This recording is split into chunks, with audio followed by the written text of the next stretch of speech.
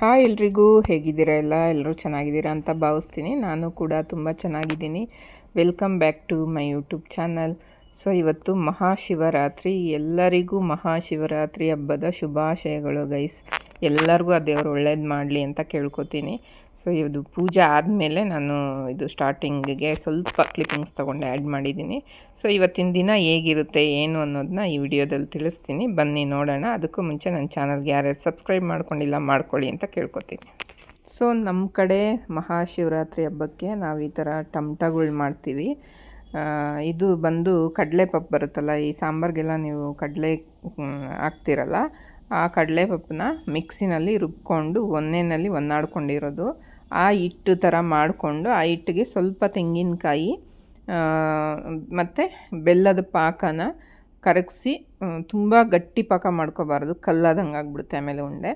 ತೆಳ್ಳಗೆ ಈ ಥರ ಪಾಕ ಮಾಡಿಕೊಂಡು ನೀಟಾಗಿ ಮಿಕ್ಸ್ ಮಾಡಿಕೊಂಡು, ಬಿಸಿ ಇರುತ್ತೆ ಯಾಕಂದರೆ ಬೆಲ್ಲದ ಪಾಕ ನಾವು ಕಾಯಿಸಿರ್ತೀವಲ್ಲ, ಬಿಸಿ ಬಿಸಿ ಸುಡುತ್ತೆ, ಕೈ ಹಾಕಬಾರ್ದು. ಒಂದು ಸ್ಪೂನ್ ತೊಗೊಂಡು ಚೆನ್ನಾಗೆಲ್ಲ ಮಿಕ್ಸ್ ಮಾಡ್ಕೋಬೇಕು, ಯಾಕಂದರೆ ಅದು ಕಡಲೆ ಹಿಟ್ಟು ಬೇಗ ಅದಕ್ಕೆ ಹೊಂದ್ಕೊಳಲ್ಲ, ಸ್ವಲ್ಪ ಟೈಮ್ ಹಿಡಿಯುತ್ತೆ. ನಿಧಾನಕ್ಕೆ ನೀವು ಅದನ್ನು ಮಿಕ್ಸ್ ಮಾಡಿಕೊಂಡು, ತೆಂಗಿನಕಾಯಿ ಹಾಕೋರು ಹಾಕ್ಬೋದು, ಬೇಡ ಅಂದರೆ ಕೊಬ್ಬರಿ ತುರಿದು ಹಾಕ್ಕೋಬೋದು. ನಾನು ಕೊಬ್ಬರಿ ಹಾಕಲ್ಲ, ತೆಂಗಿನಕಾಯಿನೇ ಹಾಕ್ತೀನಿ.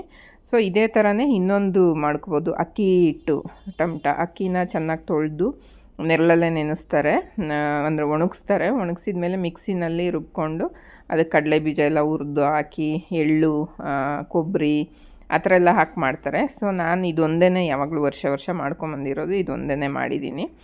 ಇದ್ರ ಜೊತೆಗೆ ಬೇರೆ ಒಂದೆರಡು ಮೂರು ಐಟಮ್ ಕೂಡ ಮಾಡ್ಕೊಂಡಿದ್ದೀನಿ, ತೋರಿಸ್ತೀನಿ ಮುಂದಕ್ಕೆ. ಸೊ ಈ ಥರ ಎಲ್ಲ ಚೆನ್ನಾಗಿ ಮಿಕ್ಸ್ ಆದಮೇಲೆ ಈ ಥರ ಒಂದೊಂದೇ ಉಂಡೆ ಕಟ್ಟಿ ಇಟ್ಕೊಳೋದು.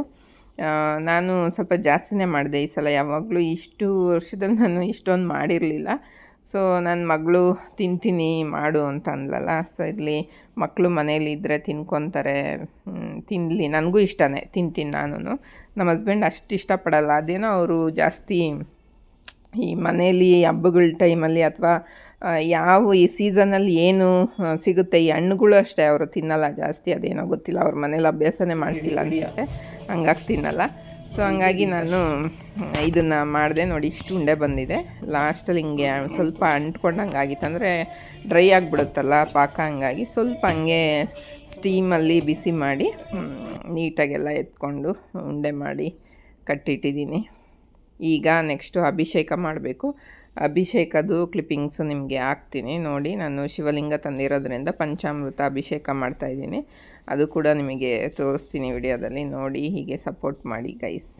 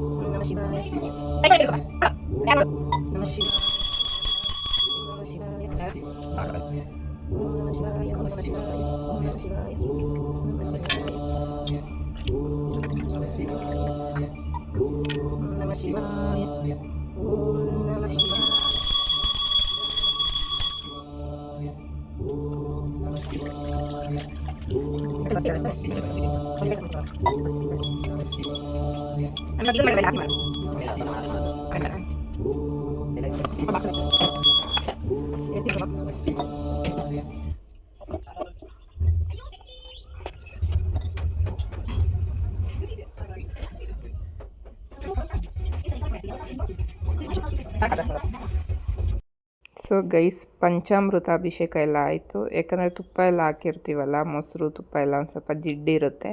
ಸೊ ಹಂಗಾಗಿ ದೇವ್ರಿಗೆ ನಿಂಬೆಹಣ್ಣಿಂದು ರಸ ಎಲ್ಲ ಹಾಕಿ ಆದಮೇಲೆ ಅದೇ ನಿಂಬೆಹಣ್ಣಲ್ಲಿ ಸ್ವಲ್ಪ ಉಜ್ಜಿ ಮತ್ತು ನೀರಲ್ಲಿ ತೊಳೆದು ನೀಟಾಗಿ ಒರೆಸಿ ಅರಿಶಿನ, ಕುಂಕುಮ, ಗಂಧ, ಏನೇನು ಇಡಬೇಕು, ಯಾವ್ಯಾವ ದೇವರಿಗೆ ಏನೇನು ಇಡಬೇಕು ಎಲ್ಲನೂ ಇಟ್ಟು ಪೂಜೆಗೆ ರೆಡಿ ಮಾಡ್ಕೋಬೇಕೀಗ.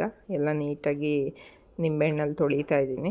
ಅದಾದಮೇಲೆ ಬಟ್ಟೆಯಲ್ಲಿ ನೀಟಾಗಿ ಒರೆಸಿ ಅರಿಶಿನ, ಕುಂಕುಮ ಮತ್ತು ಗಂಧ, ವಿಭೂತಿ ಎಲ್ಲ ಇಟ್ಬಿಟ್ಟು ರೆಡಿ ಮಾಡ್ತೀನಿ. ಬನ್ನಿ, ಅದನ್ನು ಕೂಡ ತೋರಿಸ್ತೀನಿ ನಿಮಗೆ, ನೋಡಿ.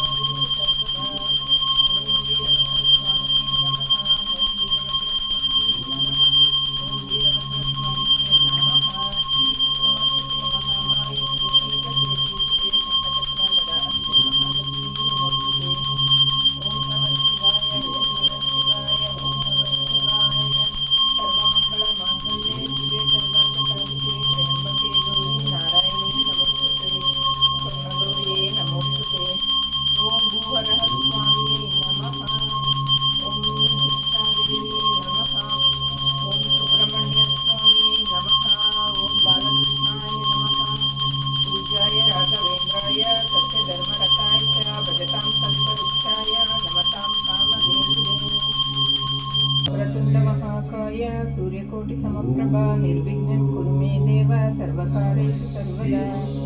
ओम नमः शिवाय, ओम नमः शिवाय, ओम नमः शिवाय। ಸೊ ಗೈಸ್, ಪೂಜೆ ಎಲ್ಲ ಆಯಿತು. ಈಗ ಈರುಳ್ಳಿ ಎಲ್ಲ ಹೆಚ್ಚಿಟ್ಕೊಂಡಿದ್ದೀನಿ.